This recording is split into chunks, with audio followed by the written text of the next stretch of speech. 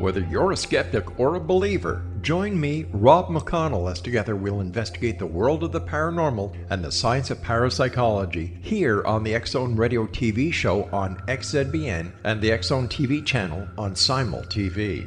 Since 1990, the X-Zone Radio TV show has been the place where people dare to believe and dare to be heard. Together, we'll investigate UFOs, aliens, ghosts, Bigfoot, psychic phenomenon, lake monsters, conspiracy theories, government cover-ups, the truth embargo, alien abductions, ESP, haunted locations from around the world, and so much more.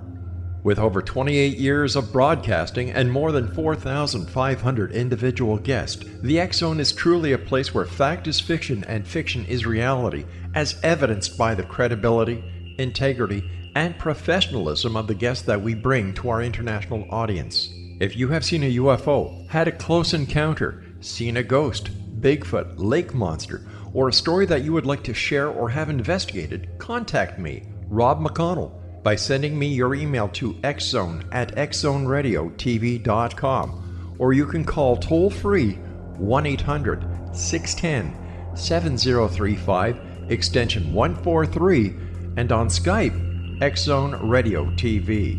For more information on the X-Zone Radio TV show with yours truly, Rob McConnell, visit www.xzoneradiotv.com or www.xzonetvchannel.com or simultv.com and xzbn.net.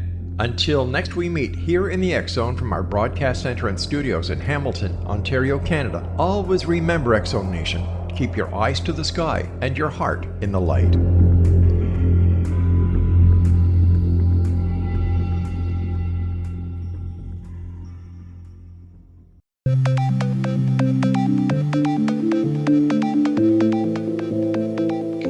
Welcome everyone to Too Good to Be True. This is a first for Too Good to Be True. We are going to conduct an interview in part 1, and then later in the second show, part 2, answer questions by narrating the psychic insight. There is a disclaimer that we are not professional interviewers. Our usual disclaimers will be included in part 2.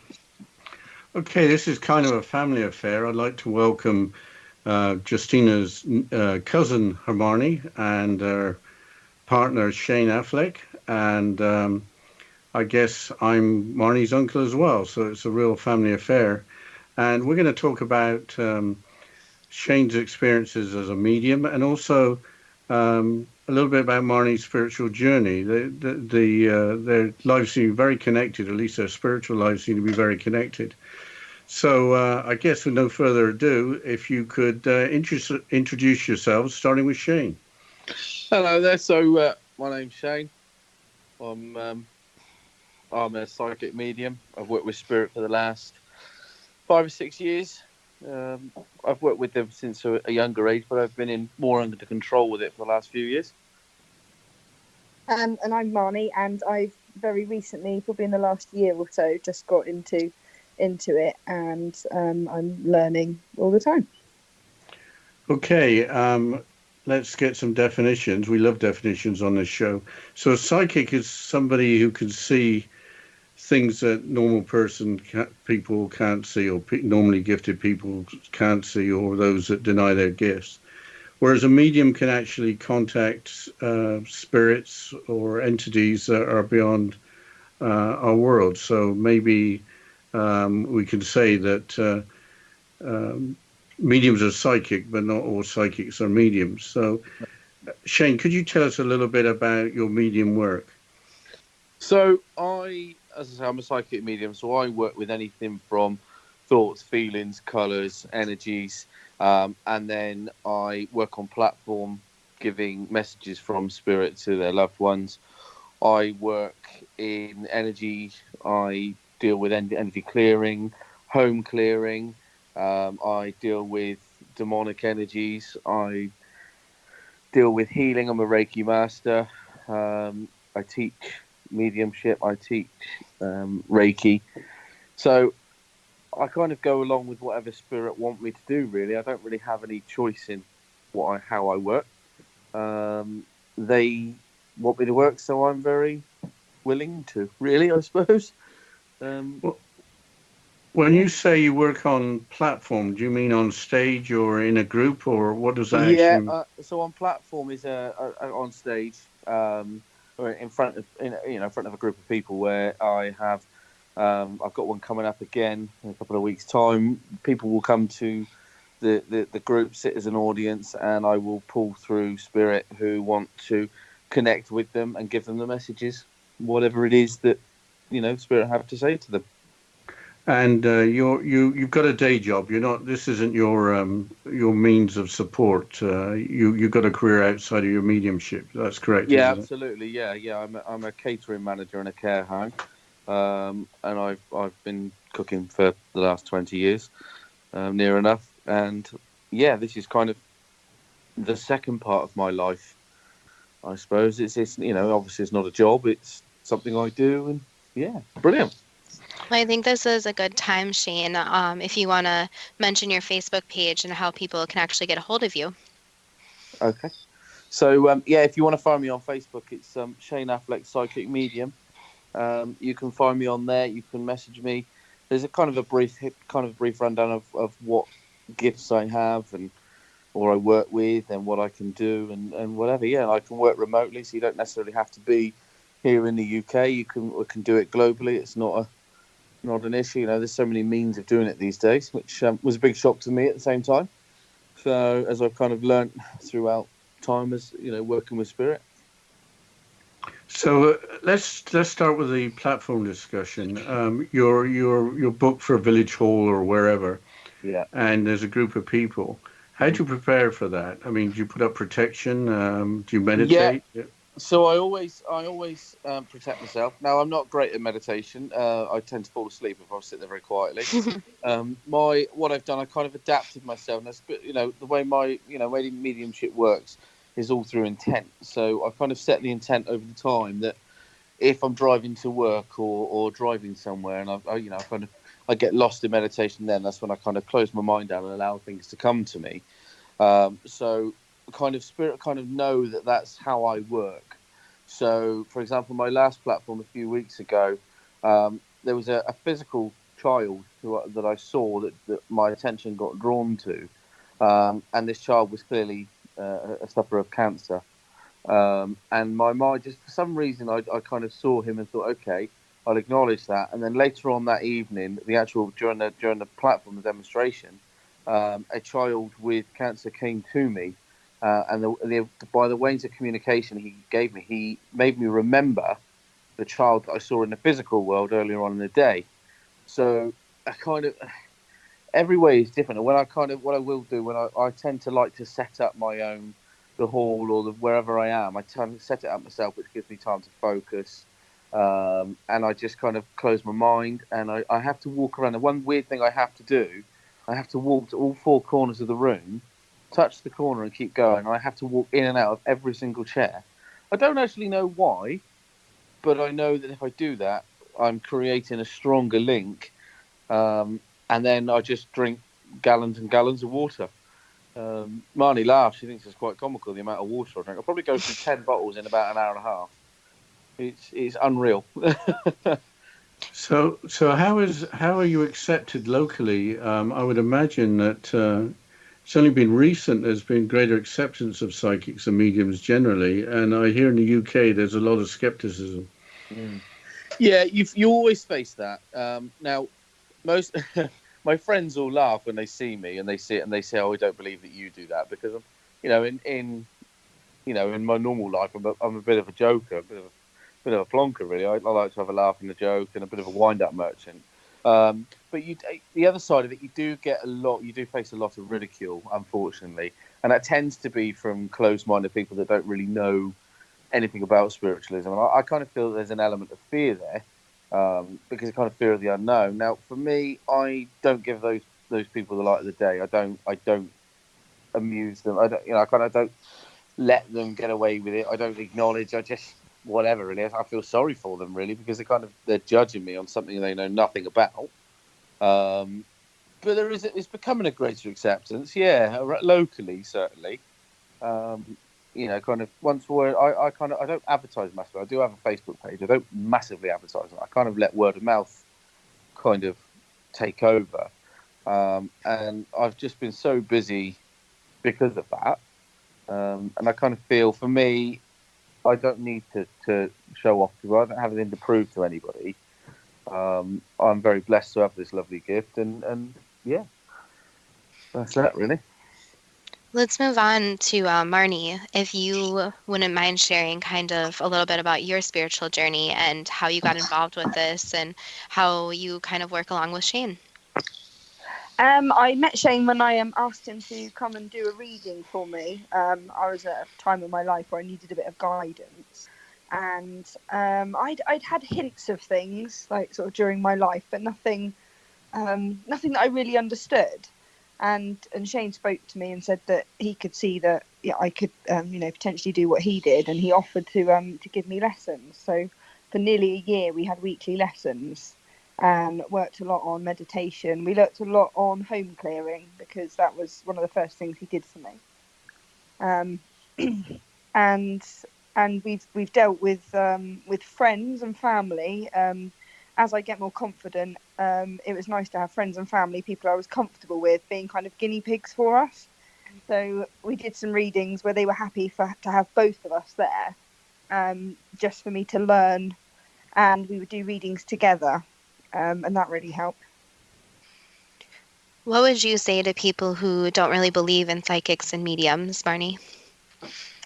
I'm very different to Shane. Shane's very relaxed. He's very chilled about it. He like he says, he's got nothing to prove. I'm the opposite. I get quite defensive. I get quite cross about it.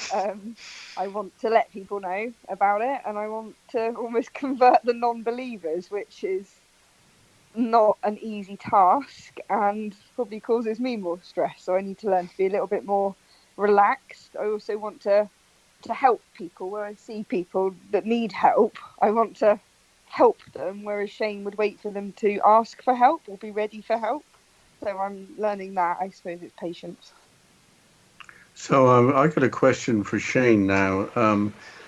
Being the father of a daughter who was very gifted growing up, I think it was very difficult for her. So what were your experiences growing up? Well, for me, I saw at a very young age. I remember stories my mum telling me when I was a child. Kind of as soon as I could talk, really, she used to listen to me at the bottom of the stairs. I would be talking to somebody, and if I heard her, I would kind of call, "Mum's coming." And then I remember when I was about 7 or 8 years old, I confessed to having an imaginary friend who lived in the wall, and I told her about him.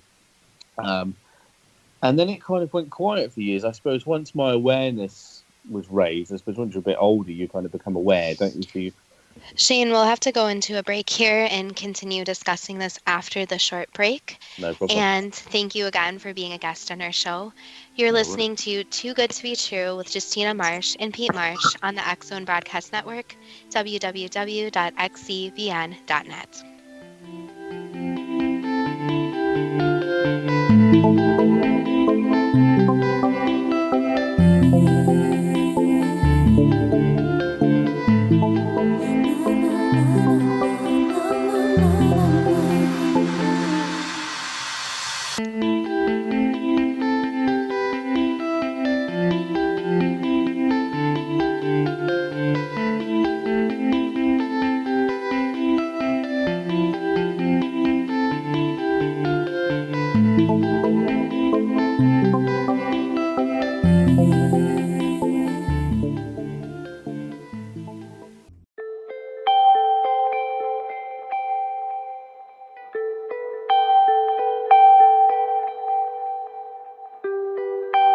It's hard to listen to the news without realizing we're living in volatile, unprecedented times. Yet never has there been such an opportunity to transform the human condition. As old structures fail, where can we find the guidance to co-create a better way? Find Your Path Home is an ever-evolving, leading-edge information, education, and healing resource center designed to support and guide you on your path to unity and enlightenment. Based on sound principles employed by shaman worldwide, we provide techniques that can support you through the current transitions, offering online shamanic classes, international long-distance shamanic healing sessions, complimentary Mission Evolution radio episodes and Stairway to Heaven TV vignettes, seminars, retreats, and much more. All of this can be found on findyourpathhome.com. So I was watching the X Zone TV channel last night when I was abducted by aliens, and they kept repeating to me over and over again, simultv.com, simultv.com. What's simultv.com? That's what I asked them. They had it written on the side of their UFO. How do you spell that? UFO. No, I mean simultv.com. simultv.com. simultv.com. Right. simultv.com. Interesting that you were abducted by aliens in a simultv.com UFO last night. Oh, yeah? Yeah. Now that you mention it, I remember now last night I was awakened from a deep sleep. My great-grandmother was standing there. She said she'd come from the hereafter to tell me about simultv.com. She even spelled it out for me. simultv.com, sonny boy. simultv.com. simultv.com, sonny boy. Wow. Yeah. Guys, you'll never guess what my psychic guru just told me. simultv.com. Exactly. Are you guys psychic too? Of course. We all know about simultv.com. simultv.com.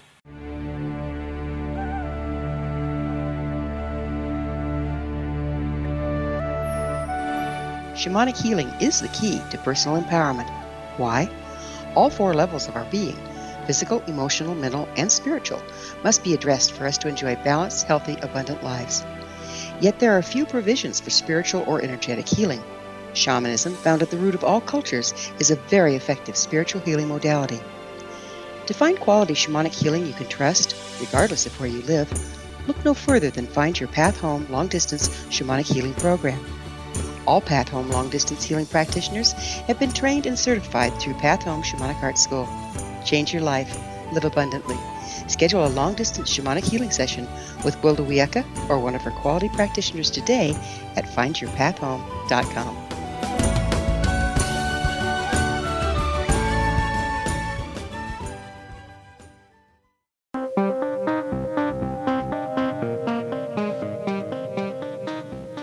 Welcome back to Too Good to Be True, and we have some very exciting guests with us today, all the way from the UK. It is Shane and my cousin Marnie, and they're on today sharing their experiences. And again, thank you so much for coming on our show. Hello. We'll just pick up after the break where we left off, and you mentioned imaginary friends. And that seems to be a very common observation. So what would you say to a parent who has a child that claims to have an imaginary friend? I mean, for me, yeah, I suppose it's encouraging it, encourage that, because at the end of the day, it's not always going to be that it's, the obvious that it is an imaginary friend. Quite often it will be a spirit, like mine was. My mum was personally, she was quite supportive. She was never scared of it. I suppose that's the first thing is people get scared straight away. I suppose for me, if it happened to my child, I would encourage it and I would kind of ask questions and see what he saw. And then obviously if it was something I could evidence or something I could, kind of not prove, if I could look into it for him, then I would do that, kind of fact find if that was, at all possible. Mine wasn't. Mine was called Timothy. I don't really remember much about him. I know that there was a spirit talking to me, but I was too small, but yeah, I would definitely encourage it. It's not something you want to discourage at all. Yeah. I'll just say that Justina, what I recall, she had 2 imaginary friends, and my wife was very, I would say, sensible. I guess I didn't know what to think. And she just, she didn't do anything to say, oh, don't be silly, or oh, nobody has imaginary friends, you're imagining it. She accepted it as reality and encouraged it. So I'm very grateful to my wife's wisdom, I guess. Yeah. Going on from doing the platform, the readings, is it normally people in the audience wanting to know about departed relatives, or what are the questions you get asked? Well, so when on the platform, the demonstration, that you don't tend to get asked questions. The way I kind of work is the spirit comes through to me and then gives me their evidence about themselves.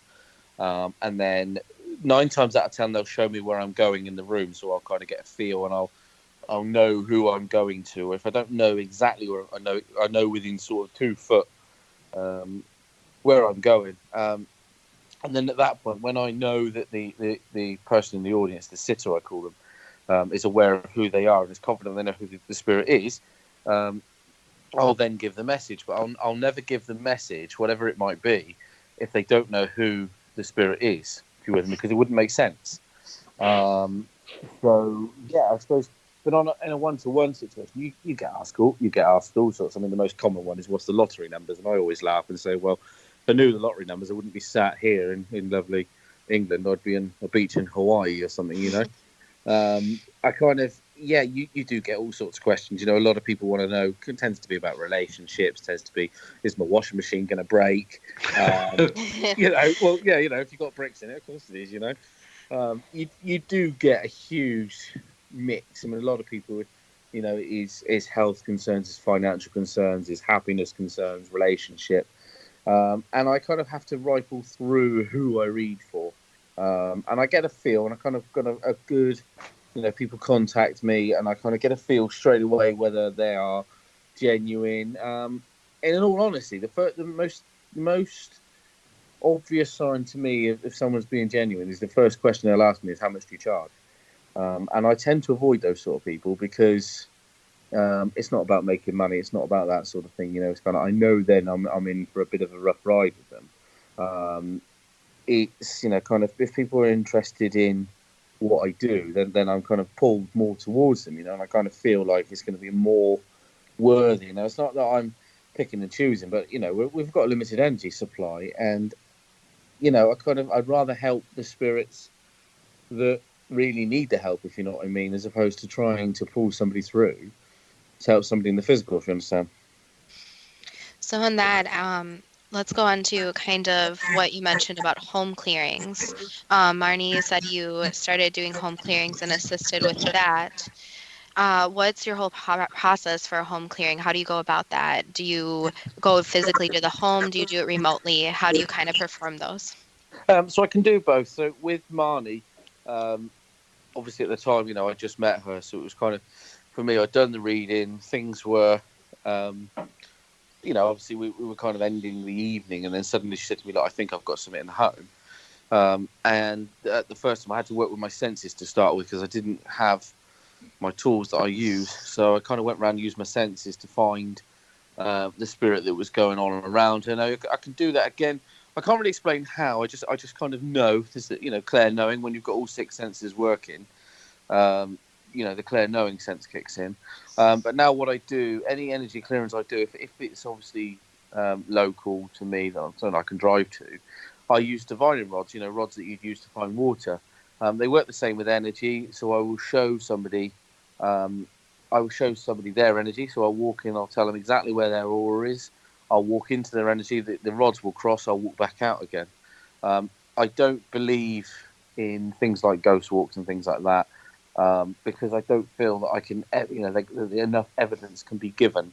I like to physically prove what's going on. So let's say divining rods is my first thing. Pendulums, I use pendulums at certain times. I use a Tibetan singing bowl. And then what will happen is, at first I will use my senses to see where the spirit is, and then I use my rods or whatever it is to show the person in their home where that energy is.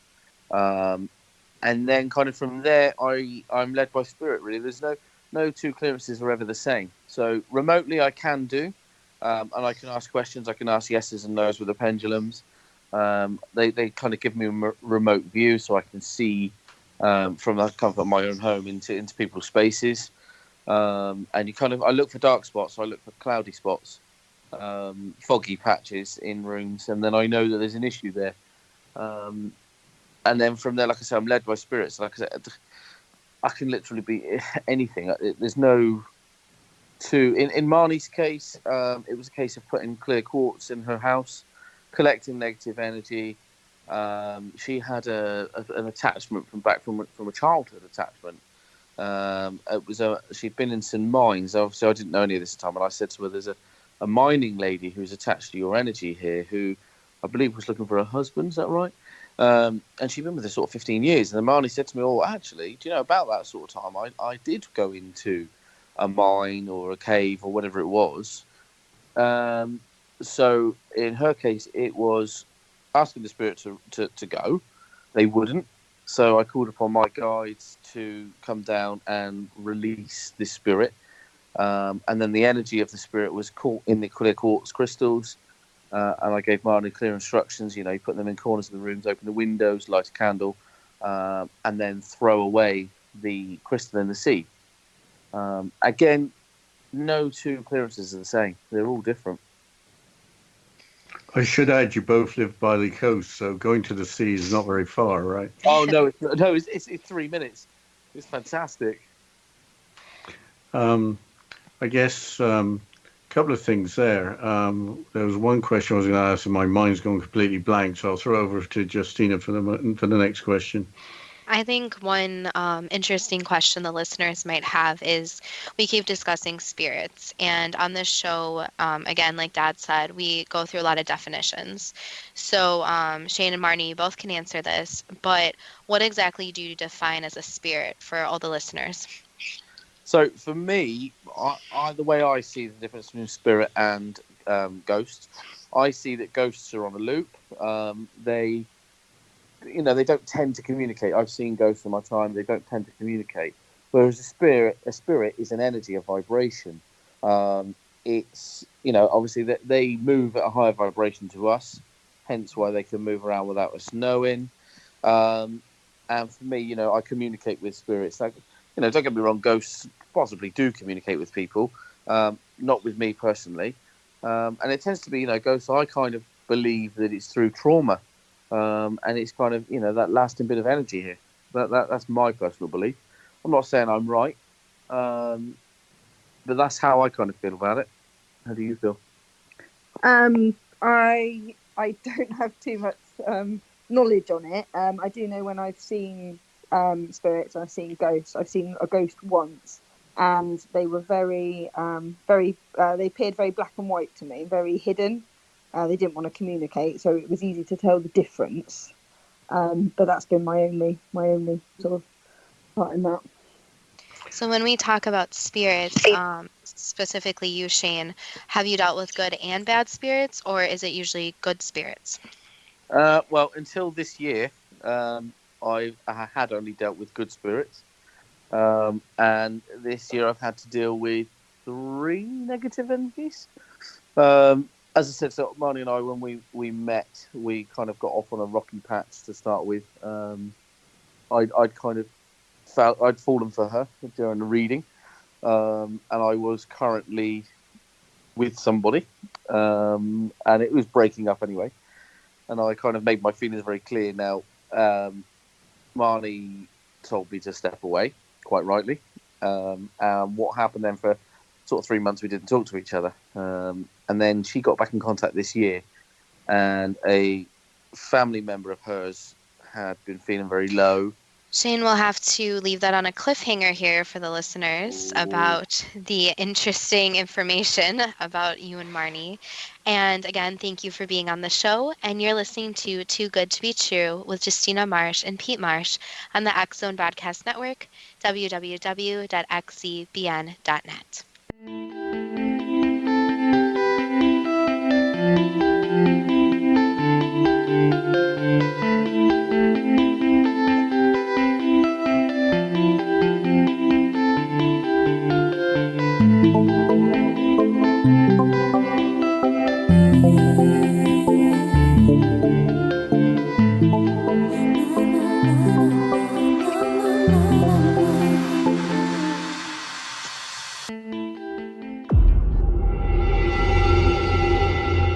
Whether you're a skeptic or a believer, join me, Rob McConnell, as together we'll investigate the world of the paranormal and the science of parapsychology here on the X Zone Radio TV show on XZBN and the X Zone TV channel on Simul TV.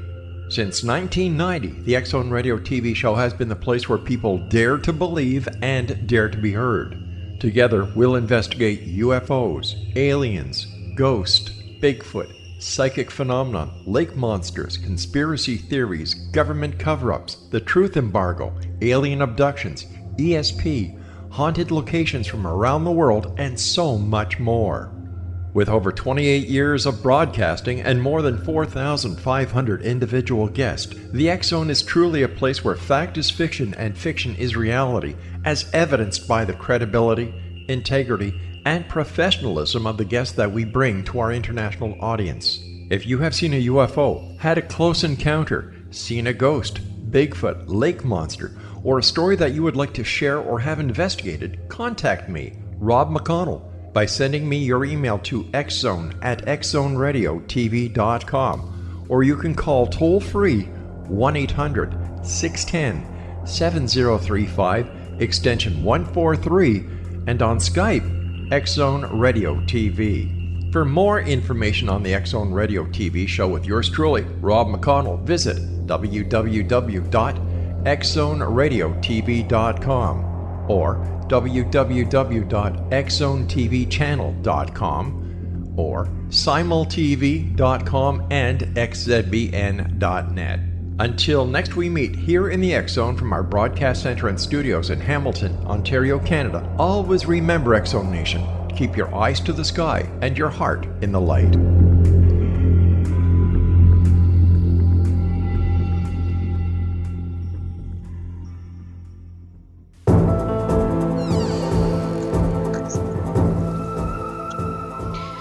Welcome back to Too Good to Be True. And before the break, we're interviewing our guests, Shane and Marnie. Shane, who's a psychic medium, and Marnie, his partner, who also works closely aside him. And Dad, can you continue?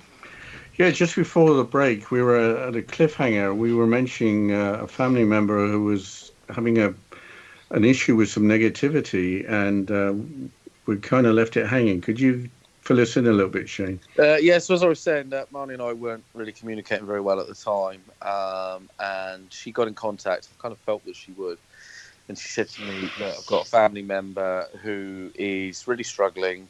There's things going on. Would you help her? Obviously, I wanted to help her because obviously I wanted Marnie in my life. So yes, I did. We kind of met up. We put our differences aside.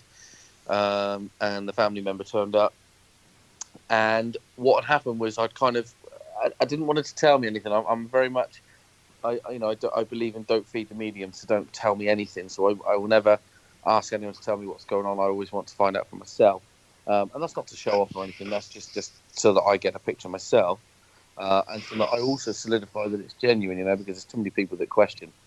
So I sat with Marnie and the family member, and I basically was going through what was going on, and said, right, okay, so you have an energy around you.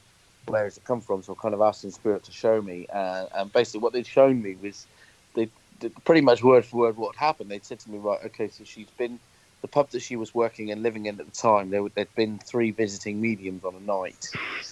One was table tipping, one was doing a planchette or a Ouija board, and one was doing mediumship.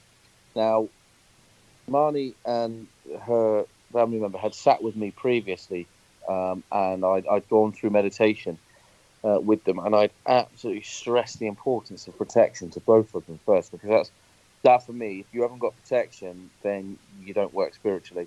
And that's the most fundamental, that's the most basic lesson I teach anybody that when I teach mediumship is protection first. So luckily, she'd had the insight to kind of go, hang on a minute, they've done no protection here. So she left the pub in which this was all going on because she didn't feel comfortable. Unfortunately, the damage was already done. And obviously, we all know how Ouija boards work out.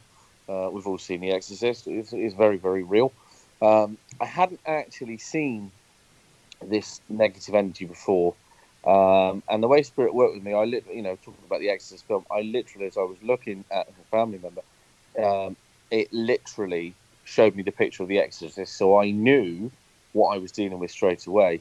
I was dealing with an entity, and it did frighten me. I'm not going to lie, it did frighten me because it's not something I've ever come across before. So I had to call upon my guides and ask for help and support and say, look, what are we going to do? And it took, I would say, a couple of months to deal with it properly. So the way in which I work when I have negative energies like that, I invite the spirit to leave the person they're attached to, and attached to my energy. And then I've got a guide who comes in, and his name is Big Cloud. He's a Native American Indian. He's my healing guide. He works with energies around me, and he removes energy from me. So I invited that spirit to attach to me. There had been some significant health issues that couldn't be explained by the doctors, the GPs. All sorts of things going on that I kind of, I'd been told by spirit, and again, this was all confirmed by Marnie. And suddenly, once I'd kind of recognised these things and removed this spirit, all these health concerns had stopped. There was all sorts going on. There was blood tests being taken, all sorts, and they couldn't find the problem. I removed that energy, and suddenly it all stopped. So what I had to do then for every week, Marnie and I were working, and we were putting in healing. We were working slowly, and my guide was chiseling away this energy piece by piece and dispersing it into the universe very slowly. So that was my first experience of a negative energy. And then a couple of months later, once things had kind of, Marnie and I kind of got back on track then, I got introduced again to the second time to who we call the Rebel Angel, who is Marnie's grandmother, who had passed. And she's kind of guided me throughout, my time with Marnie. And Marnie's sister, we found out that there'd been some concerns with her too. And this time I sat in and I'd looked at this energy, and I was dealing with a demonic energy this time, which really did scare me.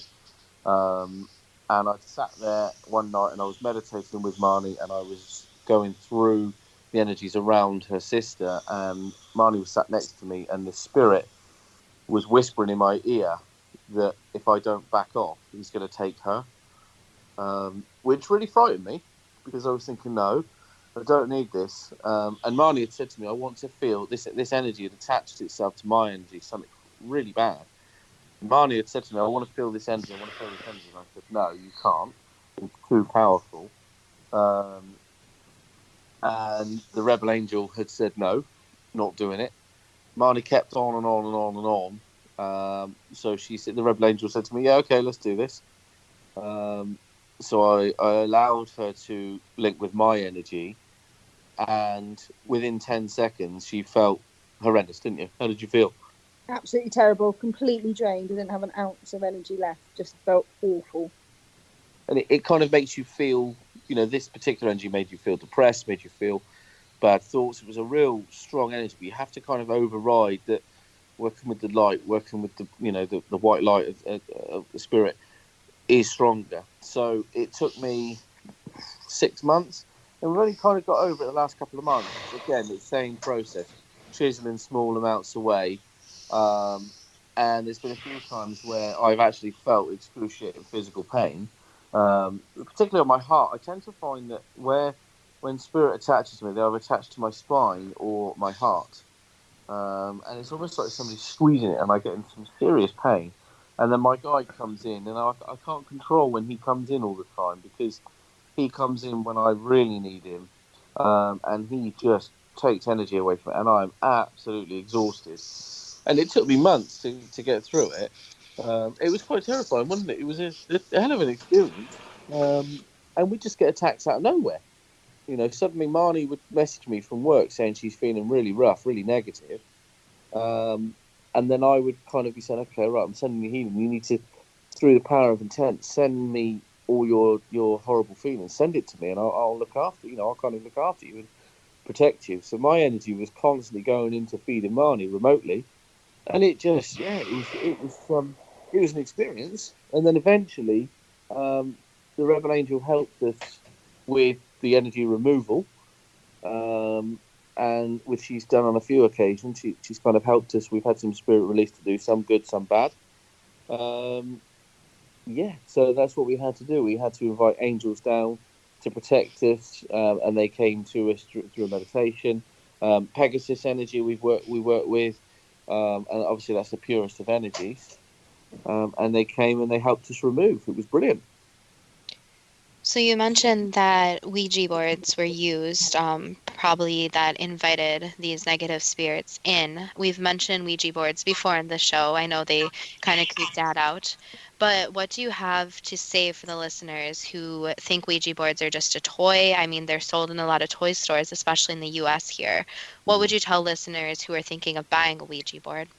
I personally would avoid them like the plague. I wouldn't go anywhere near a Ouija board. They're not something to be messed with. I've seen there is a spirit. There is a medium local to me who uses a form of Ouija board in a light way. And he, through the light, even I find that a little bit like, I'm not really too keen on it. I just feel that opening up to spiritual, whatever, to all spiritual energies is not a wise move. Negative energies, like I said, they can really do some damage. Like I say, the dealings I've had with demonic energies have been quite terrifying. And again, I had no experience in what to do, and you kind of, it's just a terrifying experience. I just wouldn't go anywhere near it. What is the difference between a demonic energy and just a negative energy? I mean, I guess both are very negative. For me, my experience, I was literally told this is a demonic energy, and it was much darker. This energy was, like I said to you, was whispering in my ear, and it was telling me bad things. It was nasty. It was making me feel very, very negative. It made Marnie feel very, very negative. It made her feel very low, and it almost toys with you. And it basically showed me all of my sort of inner fears, and a lot of what it showed me and projected to me was about my son, because it would know that would terrify me and upset me, and I'd back off. And that was a big learning curve. And Shane was next to me and he's saying to me, "You're stronger than it.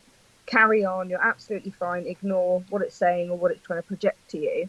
But that was, terrifying experience. You see the films. We've all seen The Exorcist again.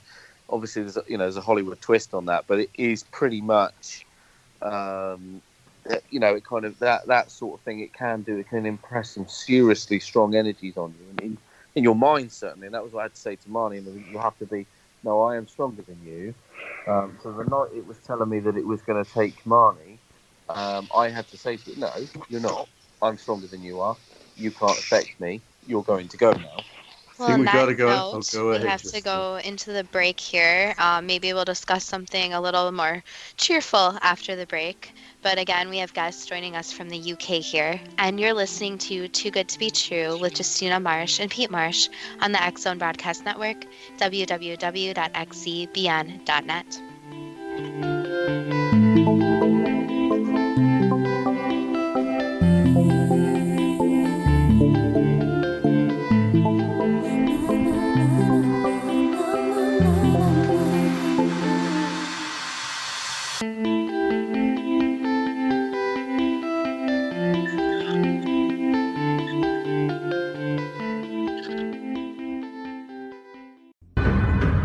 If you are looking for a safe, zero-calorie natural option to the harmful artificial sweeteners on the market today, Just Like Sugar is what you're looking for. Just Like Sugar is a wonderful natural alternative for those health-conscious people who choose a calorie-restricted diet with a great, pure, sweet flavor that tastes just like sugar. Just Like Sugar is a great natural option for people suffering from diabetes and may be useful in restricted diet programs where standard sugars are not allowed and does not cause a laxative effect of some other sweeteners. Just Like Sugar comprises a perfect blend of chicory root fiber, natural calcium, natural vitamin C, and Just Like Sugar's sweetness comes from the natural flavors from the peel of the orange.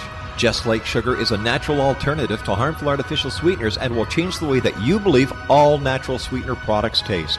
Just Like Sugar is available at your local Whole Foods markets, Wild Oats markets, Henry's, Sun Harvest, and many other fine natural food stores in the U.S., Canada, and worldwide.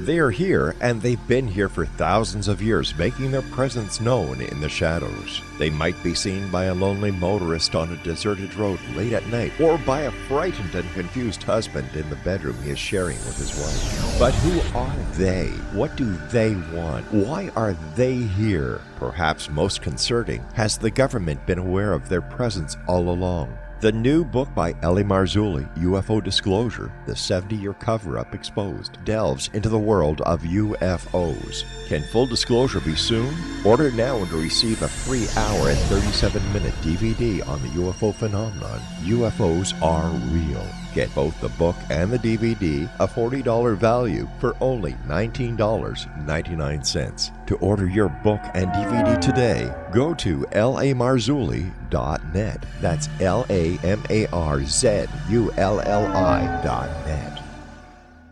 You have heard of the X Zone? Now watch it on Simul TV, plus 500 video games, live TV channels, free video on demand, worldwide, and more. Does this sound like tomorrow's television? Well, it is, but you can have it today, right now. It is Simul TV. Simul TV offers what the others only wish they could provide. 15 exclusive channels like X-Zone, Sci-Fi, and Horror. We are worldwide. No other provider offers that. 500 built-in video games. No need to have an extra expensive system. We have them included. Free video on demand. Live streaming events from around the world, interactive online network, and much more. Tomorrow's TV today. Simul TV. Sound too good to be true? Well, it's not. You can have Simul TV today. Sign up at simultv.com. Do it today.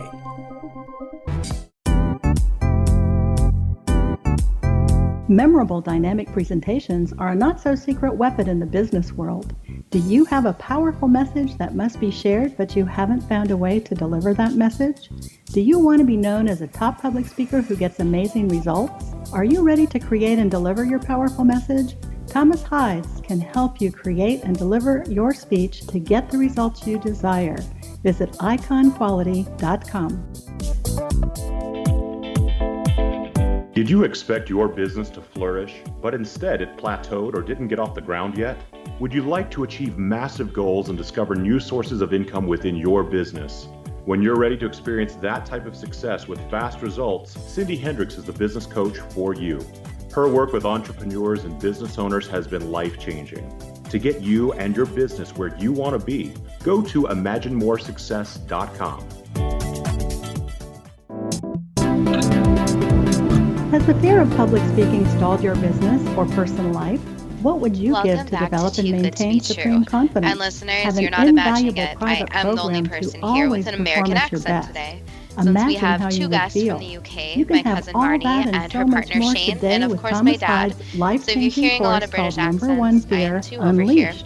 But Visit let's continue with the interview. numberonefear.com Dad, and be can you please liberated from continue? your fear of Yeah, we public were warning speaking. about Ouija boards and talking about the movie The Exorcist. I should mention that the story behind the movie The Exorcist was based on reality in St. Louis, and the victim was a boy rather than a female, Reagan, I believe, in the movie. So there's just that. Let's move on to other subjects now, though. You mentioned earlier reading somebody's aura. Can you explain what you meant by that? Yeah, so when I read an aura, I don't know if you're aware of a Chilean camera. You can have a photo taken that shows lots of colours. Now, the way I kind of read auras, I train people when I teach people to read auras. I tell them to look above somebody's head and slightly to the right, and kind of lose concentration with your eyes and kind of squint your eyes very slightly. And what you'll see is like a bubble around somebody very close in, and you'll see lots of colours. Now, those colours have lots of meanings. Obviously, we've got multiple chakras. We tend to deal with the 7 main chakras. So if I'm looking at somebody with a purple aura, it kind of means that they're an overthinker, or certainly overthinking at the moment. And obviously you have multiple colours in your aura. So for me, your aura is kind of representing how you feel. And you're kind of working with a psychic ability there to see. Now, it's something anybody can do with kind of, there's no formal training for an aura reading.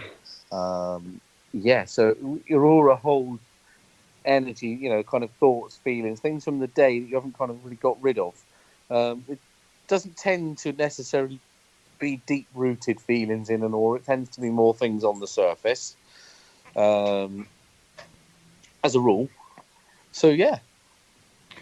Just a thought on auras. We did a show on indigo children and other children that seem to have different auras. Have you noticed different different auras in people that might set them apart? Yeah, absolutely. Marnie's son is an indigo child, which I told her before I met her. And when I kind of went through the traits, when we went through them online, she kind of said to me, actually, yeah, that kind of matches. My sister is a crystal child. She's hugely empathetic. She's very emotionally deep rooted. So yeah, I mean, I can spot those sort of children a mile off.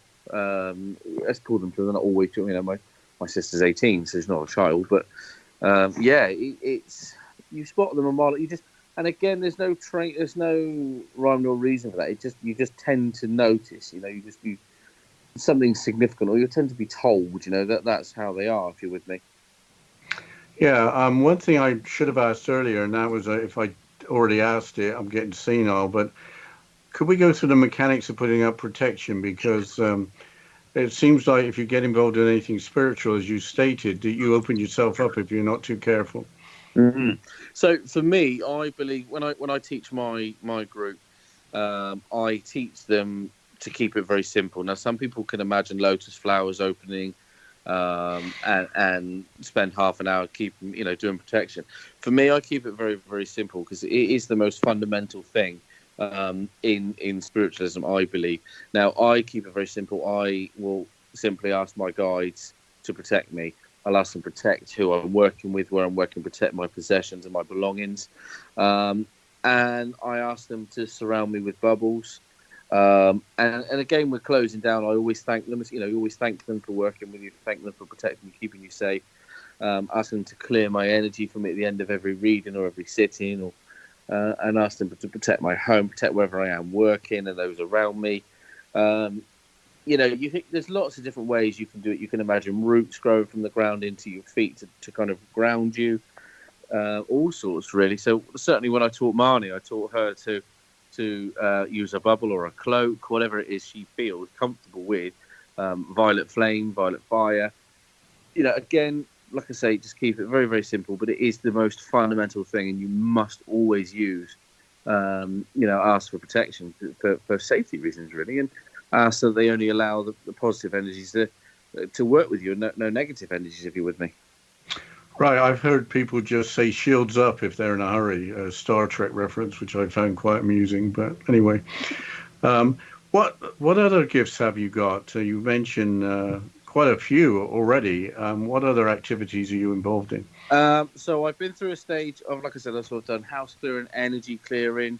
I've worked trance work with my guides. My guides will link with me and take control of my vocal cords. And we'll discuss philosophy with whoever's listening, one-to-one readings, past life regression, all sorts, really. It's almost endless what they do with me. There's nothing I haven't, kind of physical mediumship is another thing that kind of jumped at me. Most of my year this year has been energy work, if I'm honest. I kind of, I've been lucky enough to be able to see sort of how houses were before they were knocked down, if you're with me. Kind of like blueprints of houses, I suppose they show me. So, yeah, it's been a wild ride, really, for the last 5 or 6 years. So what are your thoughts on the people that perhaps make a living out of mediumship or maybe clairvoyance, who are telling us that Harry and his new bride will end up having a terrible marriage and so forth? Obviously, Nostradamus was a kind of, he kind of predicted things. Me personally, I don't massively go for people who try to make a living out of mediumship. I know that I will never make a full living out of mediumship. It's not something I would want to do. I believe that there's a lot of ego in mediumship, which is a very sad thing to see. For me, it's lovely to make money. Don't get me wrong, and there should be an exchange when there's when your readings are being done, because at the end of the day you're giving up energy. Now I know mediums that charge a packet of Bonios, dog biscuits for their dogs. I know people that charge a bottle of wine. for me, like I say, I've been around a lot of mediums that are very greedy when it comes to money, and I see them fail all the time because they suddenly lose insight. They lose what they're doing. And I kind of always say in all my demonstrations, I am just a tool for the spirit world. I'm no different than a tarot card or an oracle card. I can talk. So I'm not. When people clap me and say I'm brilliant, I'm fantastic, I get a little. I don't get upset, but I kind of I say no. Actually, I'm not. At the end of the day, spirit are working with me. I've done nothing. I'm just communicating, because like I say, I'm no different than an oracle card, angel card. I do it because I like to help people. It's a running joke between me and Marnie. I like to see people crying during my readings because it's, for me, I know I've connected with them then, and I know that I've helped them and I've helped the spirit. And that is why I'm so selective about who I read for, because, again, it's not about preying on the weak, not about making money. It's about communicating and helping, if you're with me. Yes, I appreciate that. It's kind of comments I've heard from Justina, so that sounds very familiar. I think I would like to ask Marnie where she thinks she's going with her spiritual journey and her general thoughts on being so close to somebody who's so gifted. Shane has told me that I'm a healer. I'm yet to discover that for myself. So I am Reiki attuned. Shane has done that for me. So I'm quite excited to see where that leads. Because I haven't discovered that for myself. But if that's my path, then that's where I'll go. I should say that both Justina and myself are Reiki attuned as well, so we've been through the process, and we see great benefits from it. But having the time to practice it is really the difficult part. I mean, to help the community.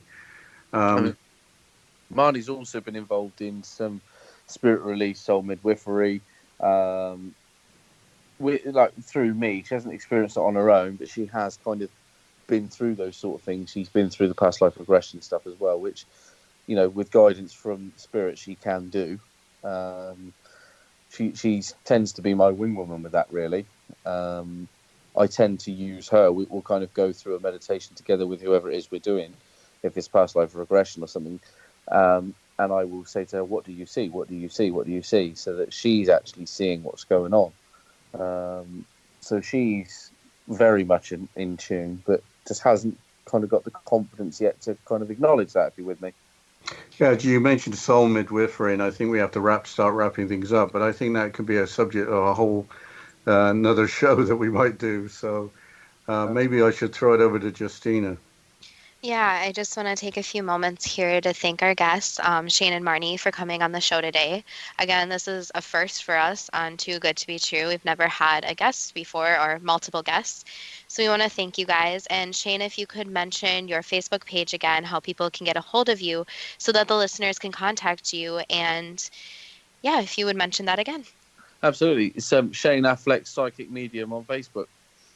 I don't have a website, so yeah, if you want to catch me, you can do so on there.